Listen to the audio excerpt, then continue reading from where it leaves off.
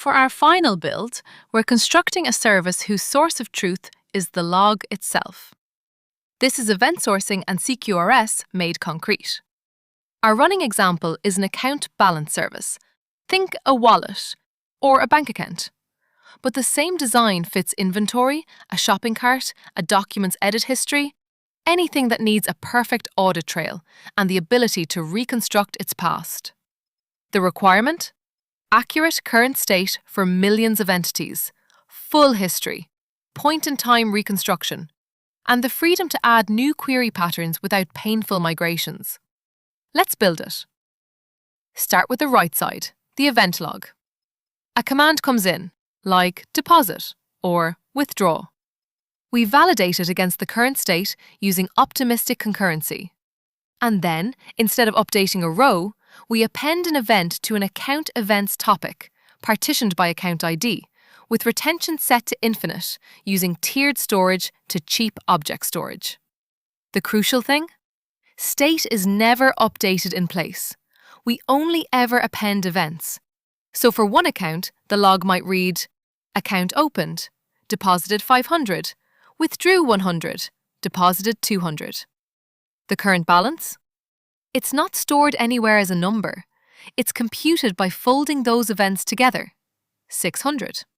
And because we have every event, we can also answer, what was the balance as of the second event, a temporal query, just by folding up to that point. That's the audit trail and time travel, for free, built into the model. Now, concurrency. Imagine two withdrawals arrive at the same time and both read a balance of 200, and both succeed.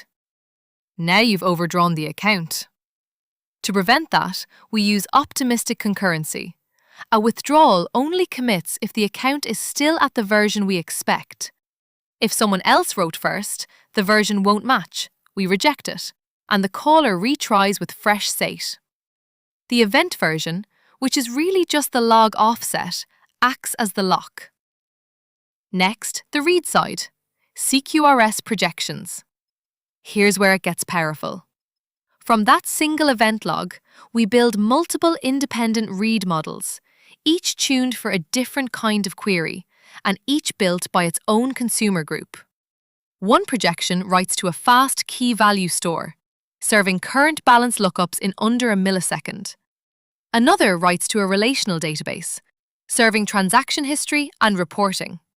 A third writes to a compliance store for regulatory views. And a fourth is a snapshot service. The point? Adding a new query pattern just means adding a new consumer group. The right side never changes. About those snapshots, they solve a real problem.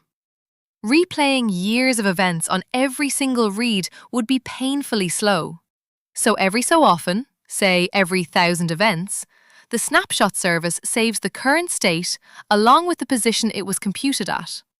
Then a read loads the latest snapshot and only replays the handful of events after it. Fast reads, full history preserved. And now the feature that makes engineers fall in love with this pattern. Rebuilding a projection. Suppose you find a bug in your balance math, or a downstream team needs a new field in the history view. In a normal system, that's a scary data migration.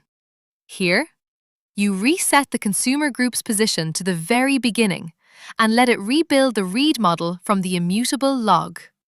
Deploy the corrected code, replay from the start, let it catch up in parallel, then switch traffic over to it. No migration scripts at all, because the log itself is the migration source. Be ready to state the consistency model clearly, because interviewers probe this. Writes are strongly consistent.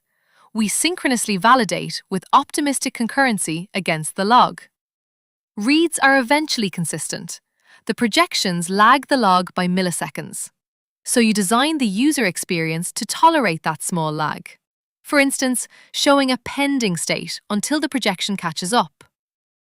And finally, be honest about the trade-offs, out loud, because that's what senior engineers do.